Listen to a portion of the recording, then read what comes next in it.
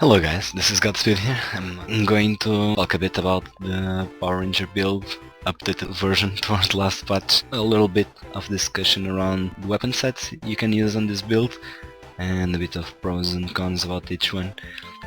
So, starting off, this is an updated version of the Power Ranger build, because we found the solution for our condition problem. As I said on last guide, the conditions were the biggest problem of this build, and now you can solve it by two simple things. One, which is using Melandru runes, that will give you 25% of condition reduction, as well as 25% less stun duration on you, which is quite good. This is one, and the second one is using Ball of Lemongrass Poultry Soup for the less 40% condition duration. This adds up to 65% less condition duration, which is really good to comparing to what we had, which was very little, mostly relying on your party and a bit on the healing spring. Now, doing these changes on your gear, you can also change the Martial Mastery, the one that reduces the recharge on your Greatsword, to Vigorous Renewal, that will give you vigor, you and the people that are hit with the healing spring. When it goes down, it will give you 5 seconds of vigor, which is good.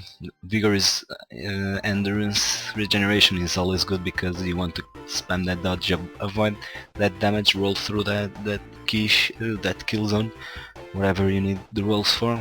Now that we've seen the two changes that solve one that buffs our heal and one that greatly increase our survivability, the condition duration one, we'll talk a bit about weapons. I still think, and I'm very convinced, that Greatsword Longbow is still the sweetest combo. The AoE pressure from the longbow, and combining with the leap and the Greatsword damage when you follow the melee line and when you need to go through those kill zones and everything, I still think this is the sweetest combo you can have. Some people have been telling me, saying that I could have probably changed one of both. What I say is that if you lose longbow, you lose the main source of your damage, that is Barrage, a bit of a rapid fire combo with the piercing shots, a bit of situational skill with the point blank shot when you need to punt people over cliffs or back to the choke or something along those lines.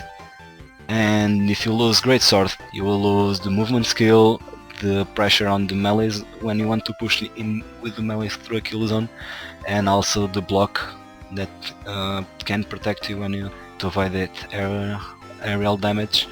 Also, when you're facing some kind of one-on-one, you can just counter-attack him and try to dodge through to regroup with your front line, so you lose the backline pressure that someone is putting on you.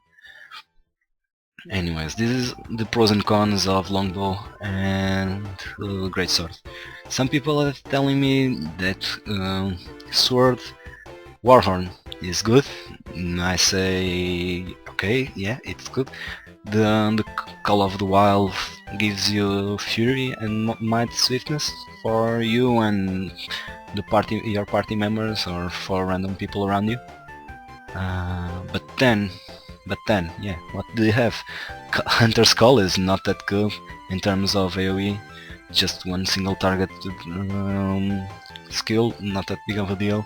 And if you go back to the sword, okay, let me see, yeah, we'll go over this, we've been over this. Sword leaps, auto attacks are so clunky, holy shit. You will be leaping around through the battlefield, you might get in some weird positioning, you cannot control it that well. It's really weird to play, as I've been experienced. But then you have the the leap, which is good.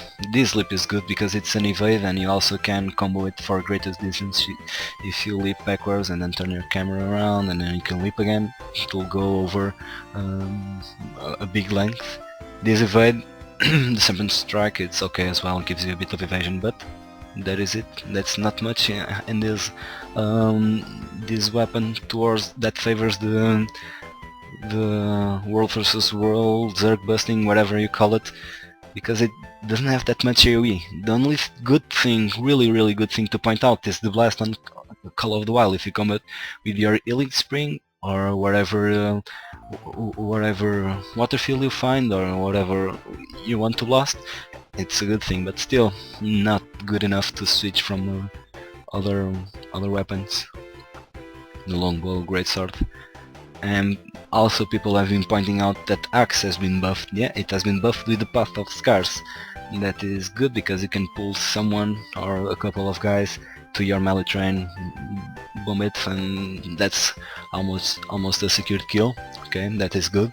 But then whirling defense, this is so risky. Holy, if this was a moving skill, then I would give 100% a try. I'll at least give it a try. But since it stuck you to the ground like a channeling, this will probably get you killed if you're facing good numbers. When you go down to smaller scale, yes, it might be effective, it might be worthwhile, but in large numbers, when the enemy is outnumbering you quite and movement is key to survive, then no, this is a really a no, because you'll get melted with AoEs or even retaliation. If you do this pin in the enemy zerg, in the middle of the zerg, you will melt with retaliation because it's 5 targets for 12 times. So yeah, be careful if you use this.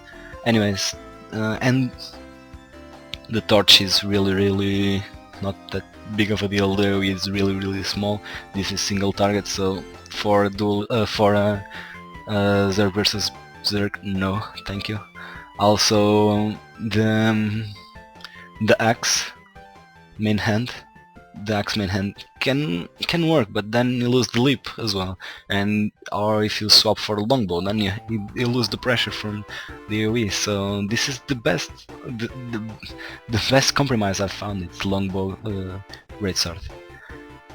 Now that we've seen one thing to keep in mind, this is strictly for world versus world, zerg versus zerg, whatever you call it, following zerg busting guild. This is purely for world versus world. This is not for PvE, this is not a dueling build whatsoever. This could work in a small scale, but I think there are better builds for smaller scale. But yeah, then again, this is what I do mostly. This is my focus is raiding with 20 plus guys and fighting 20 to 80 guys. So this is what I know. So now that we've seen the tweaks to our build and a bit of discussion about the weapon sets, I'll talk a bit about what the patch change have become, and it's mostly due to the healing spring.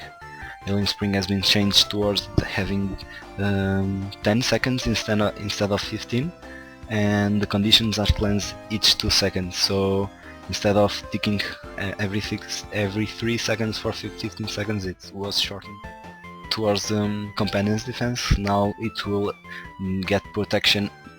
Your character will get protection at the end of the dodge roll, and your pet will get at the beginning of your dodge roll, meaning this will save a bit more protection.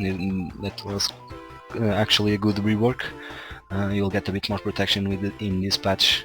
Also, Maul have been buffed a bit on the damage and more vulnerability for a longer duration, which is good because this hits like a truck. More, let me see, big buff was to the muddy terrain.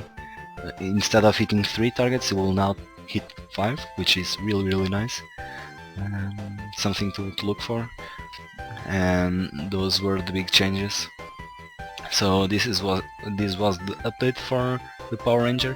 I'm looking forward for the new patch. Let's see what it brings and what we can change on this build.